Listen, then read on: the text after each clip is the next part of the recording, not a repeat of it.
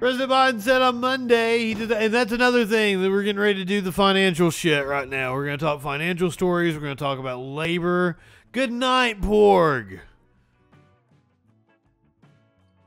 Right now is like, it's that time. Like if you have been thinking about making a change in your employment, if you have been trying to switch, because like usually you switch jobs, you get a bump up in pay.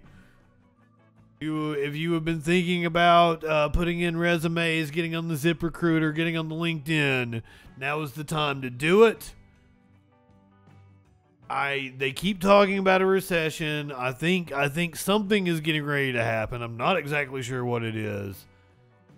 But you might want to go ahead, get those resumes out there before the fall. As of right now, stocks are up.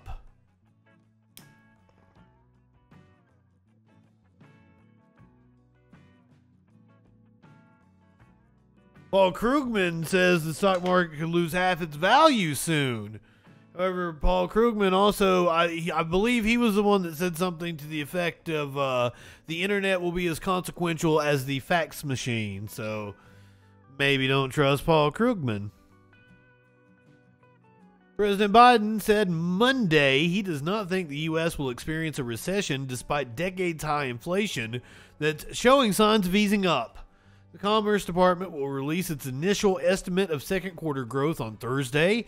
If it shows that gross domestic product has fallen again, the U.S. would be in the colloquial definition of a recession, which is 2 consecutive quarters of contraction. In the first quarter of 2022, the U.S. economy contracted at a 1.4% annual rate, the first time it shrank since the spring of 2020 at the onset of the pandemic. We're not going to be in a recession, in my view, Biden said. The unemployment rate is still one of the lowest we've had in history. It's in the 3.6% area. We still find ourselves with people investing. My hope is we go from this rapid growth to a steady growth, so we'll see some coming down, God willing. I don't think we're going to see a recession.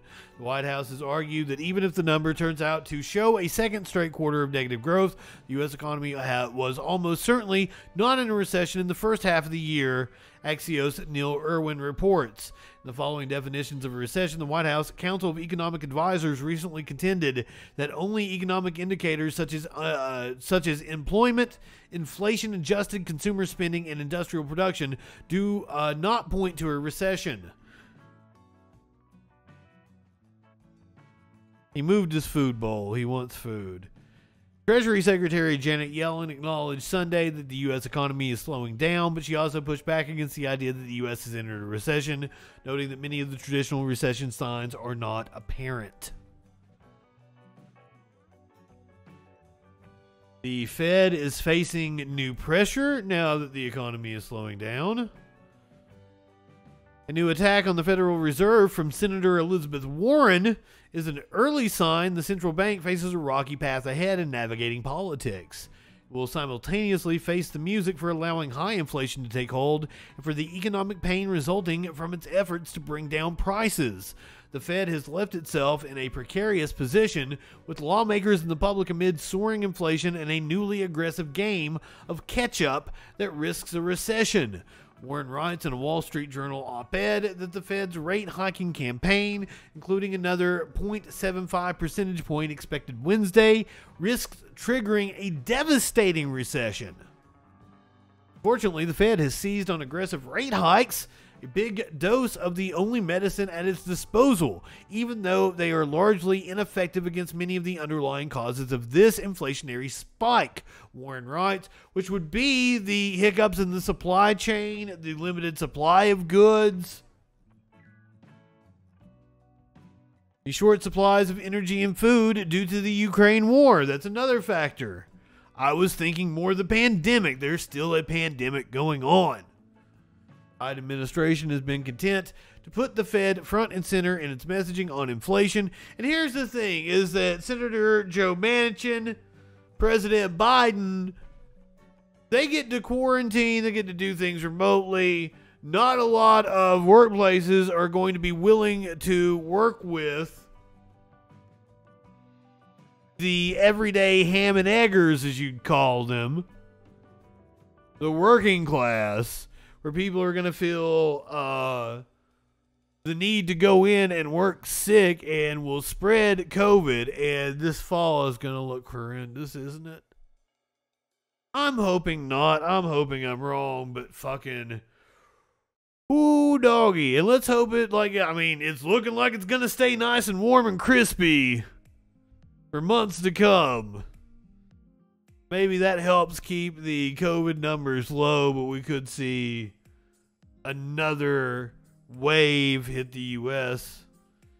and no protection coming from the federal government. Warren is speaking for many on the left who are less than thrilled with this approach. They fear the Fed's aggressiveness will mean lower wage workers bear the brunt of tightening and could prove an early sign of things to come. What's up, Rocksteady Jr.?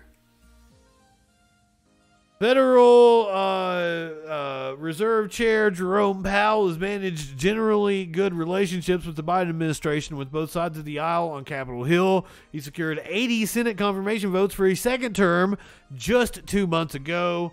But I feel like the Biden administration should have gone with a fresh start.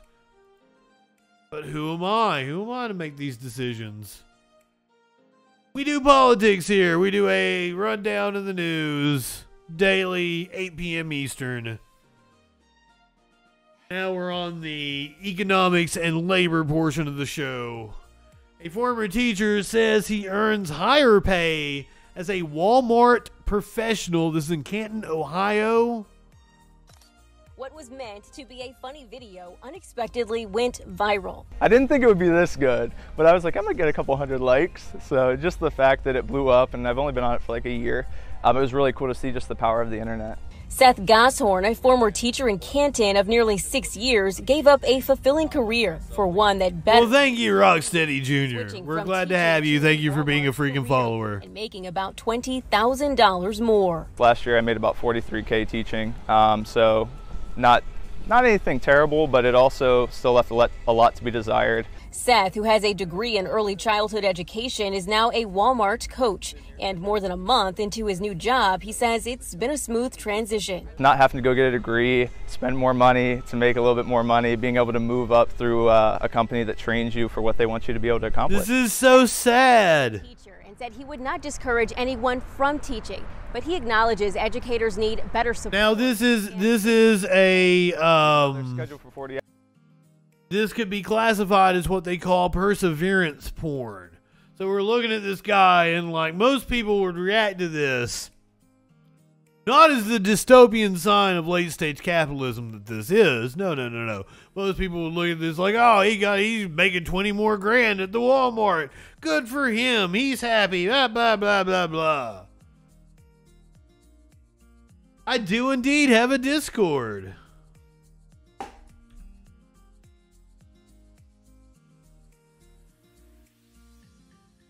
Boom. But I see this for what it really is. Oh, Merkin. I am so sorry. There are multiple tsunamis. A confluence of events that are just like... There is the attack on the school system from the right wing. There's the monkeypox epidemic. There's COVID. There's the fact of a massive teacher shortage.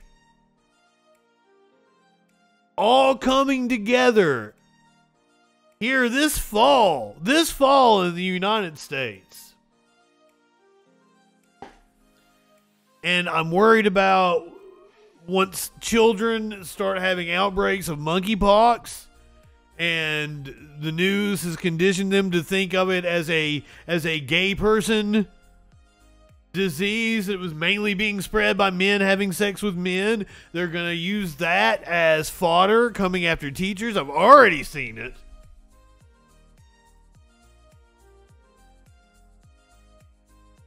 Put together a tribe. If I was a teacher, I would have been like, high school, college. I wouldn't want to teach the youngins at all. No. But then high schoolers have their own set of challenges. The hours, they're working a lot more than that, whether it's teaching, grading, after school. I know I coach football and track, so those were other things on the weekends. I did summer school. Like, we don't have all the time off that they think. According to he was wore out, I bet. The median teacher assignment salary statewide is $64,000. Pay can vary widely depending on what county and the school district teachers work. Then there's the mounting pressure on the curriculum and what is being taught in classrooms. There's a lot of change going on in education, laws and rules being passed by people that aren't educators, which makes it hard because they just don't quite get it. Seth hopes this video serves as a teaching moment about the power of the career pivot and the importance of supporting teachers. That's the goal. I'm going to be a lifelong teacher. I'll always be a part of my life, whether it's at Walmart or on social media. In Canton, Maya Belai, Fox 8 News. There's going to be another all-out assault come legislation. The next thing they're coming for is gay rights. And they're going to try, I am convinced they are going to try to purge the schools of any teacher that is black in the name of CRT. They are going to try to purge the schools of any teacher that is gay or non-binary.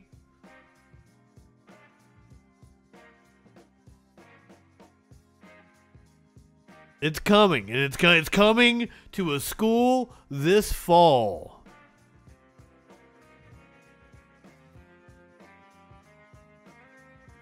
I'm scared to death of what this country is turning into.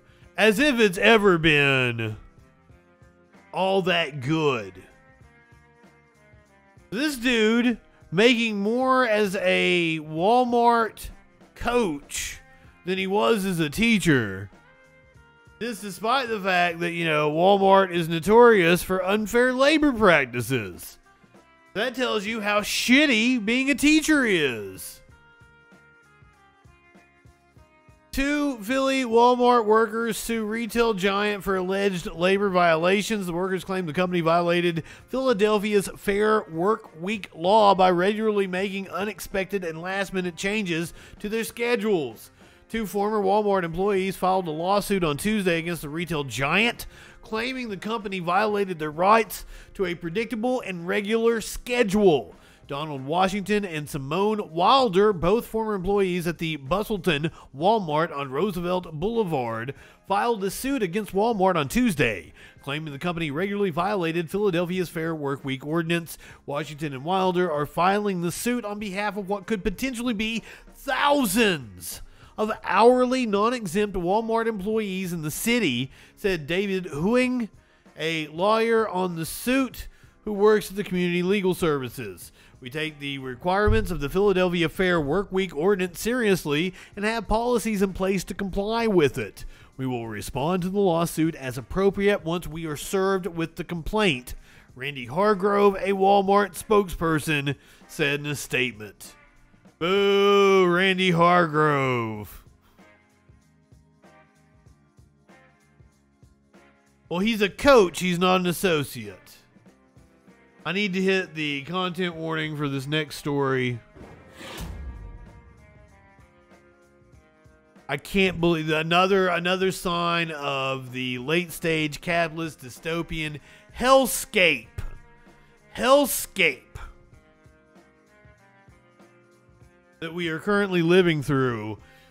Children as young as 12 have been working at a Hyundai-owned factory in Alabama.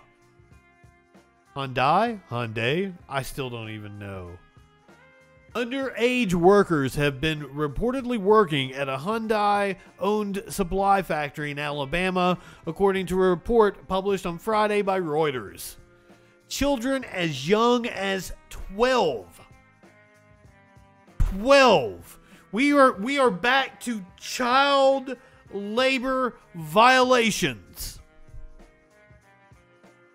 Children as young as 12 worked at the Smart Metal stamping plant in Laverne, Alabama, which supplies parts for the Hyundai assembly line in nearby Montgomery, according to Reuters. The news outlet said it learned of child labor following the brief disappearance of a Guatemalan migrant. A Guatemalan migrant from her family's home in Alabama in February.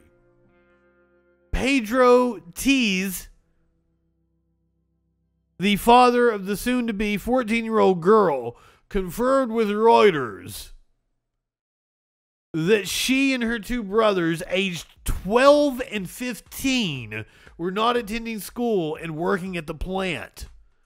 According to reports by Reuters, Z's children were among a larger group of minors working at the plant, adding that several of them have abandoned schooling to work long shifts at the plant. Many of the minors at the plant were hired through recruitment agencies, according to current and former smart workers and local labor recruiters who spoke to Reuters. Tabitha Moultrie, 39, a former smart employee, told Reuters that the plant relied on migrant workers to keep up with high demand and remembered working with a migrant girl who looked 11 or 12 years old. She was way too young to be working in the plant or any plant. Another former employee told Reuters that they were around 50 underage workers working at the facility. In a statement to Reuters, Hyundai said it does not tolerate illegal employment practices at any Hyundai entity. We have policies and procedures in place that require compliance with all local, state, and federal laws.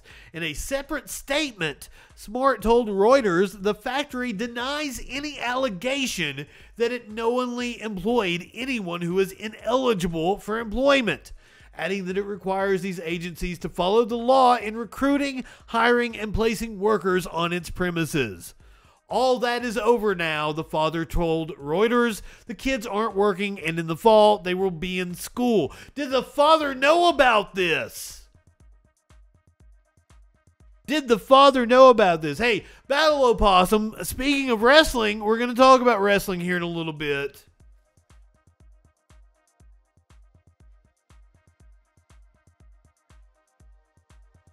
No need to pass it. There's plenty of blame to go around. Yeah, indeed. And okay, so here, this came out on Friday. This came out on Friday. How has the Department of Labor not shut it down? How has the Department of Labor not shut this shit down today, on Monday? We have allegations of child workers working long hours at a factory. The fuck? Why is this plant? Maybe it was raided today. Maybe it was shut down. But this story does not reflect that. A reading from Insider. It was a Reuters story originally. This was published a couple of days ago. They have not updated it.